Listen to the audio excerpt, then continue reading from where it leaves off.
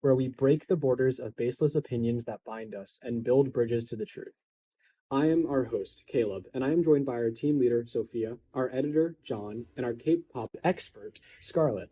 Today we will be exploring a discussion about the Hamas and Israel war.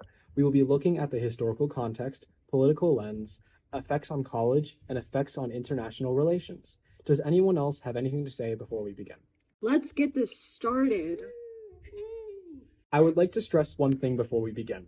We are discussing a very controversial topic, and I would like to mention that these are our opinions on this topic. While we have brought together expert opinions with supporting facts, we all have bias, even in the facts we choose.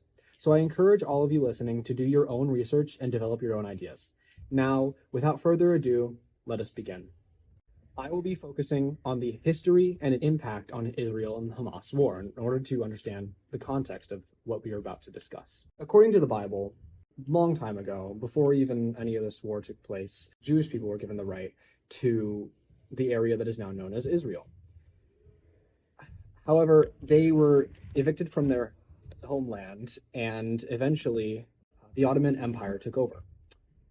After that, World War I happened, and when the Ottoman Empire eventually collapsed, British took it upon themselves to establish a national home for the Jewish people who were now roaming around without a land. So they decided to take the area that was occupied by the Palestinians or the Arabs and gave it to the Jewish people and established a national home for them. The Arabian majority were people who made up that place and lived there. And because this area was taken from them and given to the Jewish people, they didn't really like that. So this would cause some problems later on down the line. World War II would come around, and the prosecution of the Jews and the killing and all of that, the Holocaust, as it's called, happened, and the Jewish people would be moving towards this new national established land.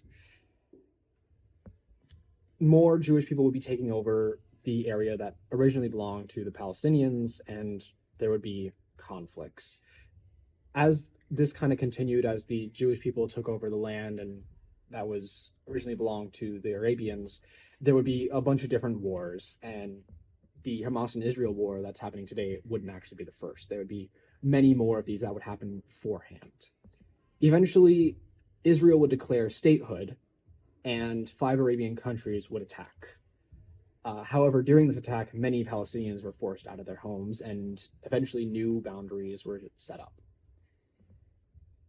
After many, many wars, the Gaza Strip was made, and a bunch of the Palestinians were pushed into this area, and Hamas, an Islamic terrorist group, was set up, and its goal was to destroy Israel in order to create a new place for the Palestinians. That is kind of where we're at now. This new organization that has made many attempts on Israel has made continuous attacks and tried to stake their claim on this land. Caleb, I like the way that you included the history before the Hamas joined the conflict, because this is a very complex situation that has a complex history. The United States hasn't always been so involved in foreign conflict. I believe the United States has had, and currently has, a significant role in other countries' foreign policy, and should continue to do so. The government has been a stabilizing force in other parts of the world due to its influence, but there comes a point when it becomes detrimental to the countries receiving this help. The United States has power. We are industrialized, we have a strong economy, and we have a lot of resources to better help nations in need. We weren't always involved in foreign policy, though. Specifically, in World War I and World War II, it took a direct act against the United States for us to become fully involved, with the exception of giving aid to European countries.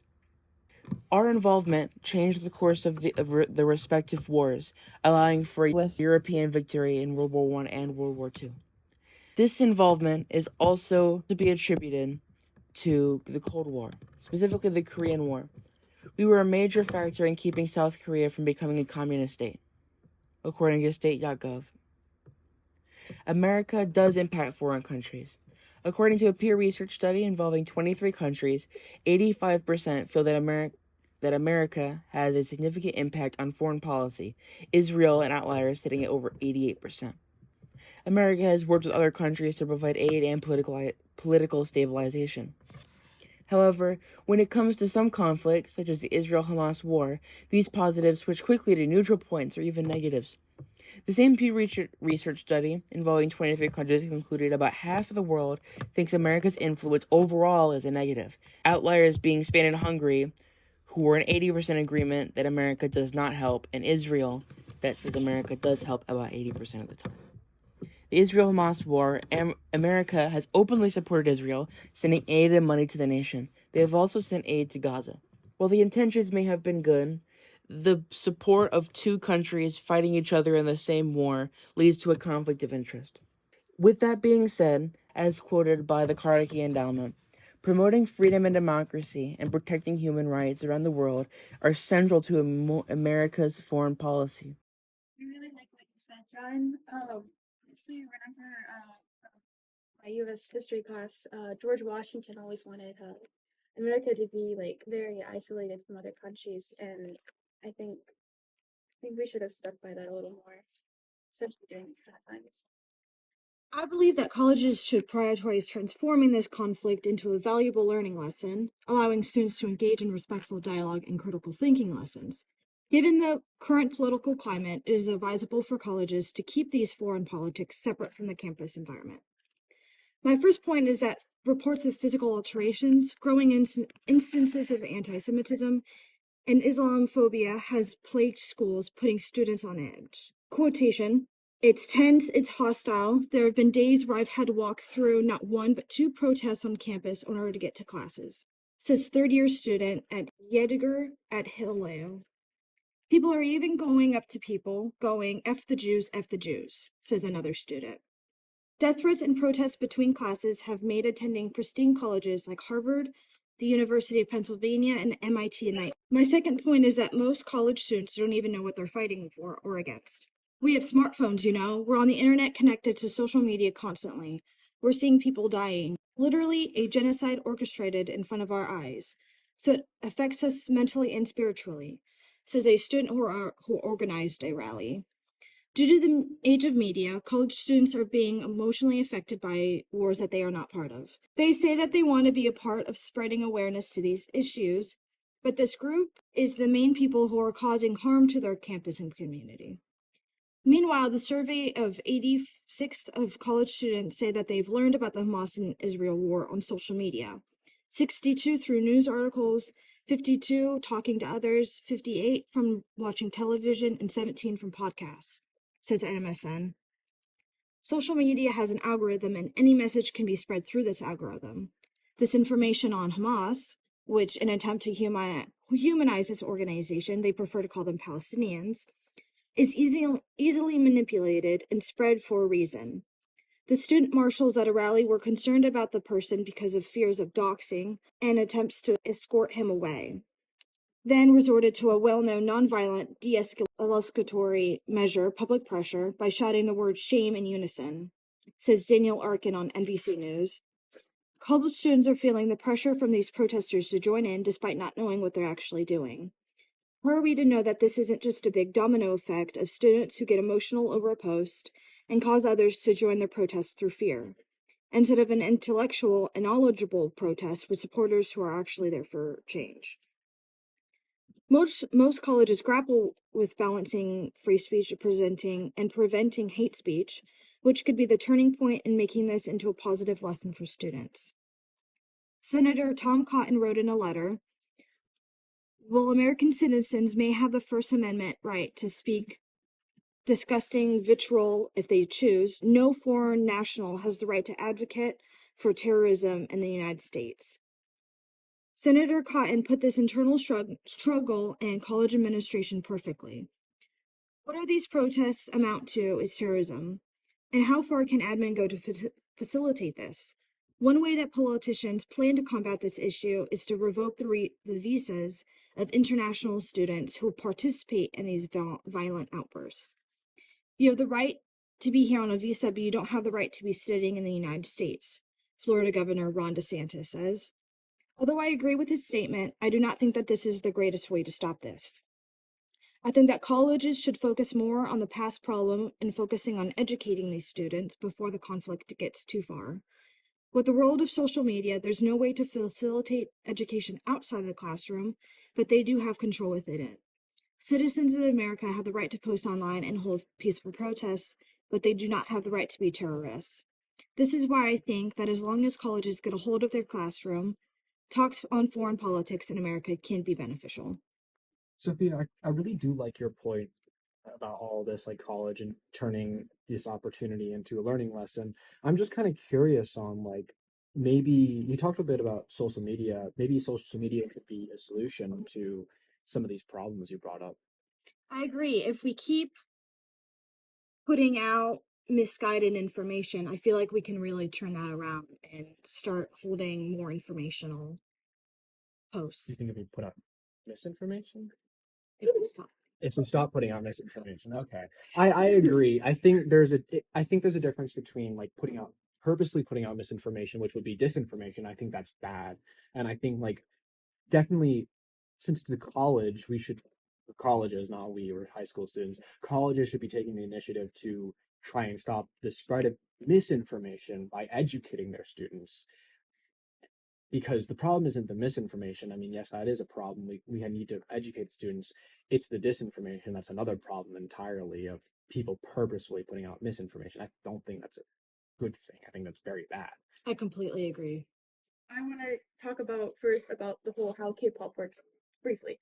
So in Korea, boys and girls will go to audition. If they get passed, they will go through these whole 5+ years of training to then debut as a K-pop idol. Now, in their training system, they go through edited training on social media now since it's become a huge thing. So in Korea, they should not talk about politics like at all. They should stray away from it. Like it's a no, huge thing. Like blah blah blah. So now that the Israel and Hamas conflict has started, a lot of mixed opinions on the whole situation, especially since it's more of an international thing than in their own home. So Lee, professor of pop music and media studies for George Mason University in Korea, he said Koreans don't care as much when rappers, rock singers, or independent musicians reveal their political opinions, but idols are expected to have the virtue of being pure and detached from worldly issues. Idols have been increasingly vocal about general social issues like the environment or racism, but mentioning something that is directly a point of contention in domestic politics is still frowned upon. It gets messy, especially online, and I have a first-hand account from it. I was scrolling through Quora one day on K-pop Quora is what it's called, really, on that side of it. As one does. As one does. This it's not a new thing for K-pop fans to, bicker back and forth, especially between fandoms. So famous one is between BTS and Blackpink because of how popular they are, and the fans are fighting who's more popular than the other. It's crazy. So I'm trying to like remember like exactly, but there was a comment. Korean. It's like a weird name for someone who's a K-pop person on Quora. But someone talk about their opinions on the K-pop, how K-pop is and it's like somehow involved in this war. A comment. I'll read the whole little thing. Started off with E saying, okay, this might be controversial, but she isn't obligated to boycott or agree with our beliefs. Even though you should support Palestine, in my opinion, I don't think she should have to apologize for it unless she specifically said that she was boycotting. I don't know. I think it was about Yuzin from Le Seraphim who posted with a Starbucks cup. And Starbucks has been a very controversial thing lately. And on K-pop side, like you posted, you're dead to me kind of deal. So Blue Jenny responded, personally, I feel like boycotting is the morally superior opinion option here. I think that the stance of people allowed to have opinions is only both of the options are morally equivalent out of the opinions boycotting and not boycotting. One is wrong, one is right. So they start going off about that. Blue Jenny then finally responded back to you when they disagreed again, saying, regardless of celebrity status, I would try to educate anyone on boycott, even if she wasn't an idol.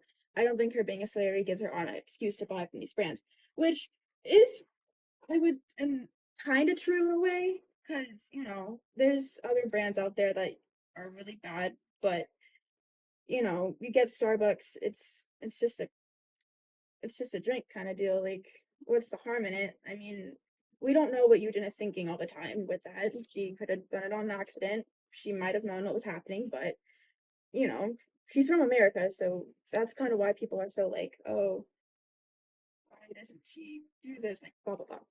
So one of the biggest things that's been happening lately, is that if a director, stylist, like someone like behind the scenes of a K-pop music video or in the like a working of an album, fans will boycott if they're like somehow involved with supporting Israel. From So fans have started to boycott groups or soloists who have been seen with brands that support Israel. It has caused rifts between fandoms of said groups slash soloists, which has been affecting them by their sales of albums and views of videos, to even losing a good amount of followers on their social media. Netizens, a term for people in Korea who post comments online, have reacted to K-pop fans in America, which is crazy. One comment said it's unfortunate, but with the time that they're using harassing Korean artists, they could spread the boycott in their own country, which, oof, which is partially true with how much people bicker. Twitter, including Twitter. Um, a K-pop news site that I use a lot, they talked about this issue, saying this series of events have underscored the global influence of K-pop and the extent to which its idols are subject to the ebbs and flows of international issues. It has also highlighted the pressure K-pop stars face to navigate the complex web of global politics, given the diverse and passionate nature of their fan base. I think I think it's really interesting how the opinions of K-pop idols are held so high in so many people's eyes, even though they are not really allowed to have an opinion on anything. And I feel like they should, not only K-pop idols, but celebrities in general should not be expected to have a political opinion or an opinion on everything that's happening in the world. They are not obligated to share what they think on certain matters. Kind of reminds me of teachers. Yeah, A little bit. like how they don't exist outside the classroom. No, kind of like how their opinions, how they're not allowed to state their opinions. I just find it interesting. Same way that idols aren't allowed to. Well, you heard it, folks. These are our opinions on the current situation. While we have done our best to support them with evidence, we encourage you to do your own research and form your own opinions. We hope you enjoy this episode of Beyond Borders. Yay!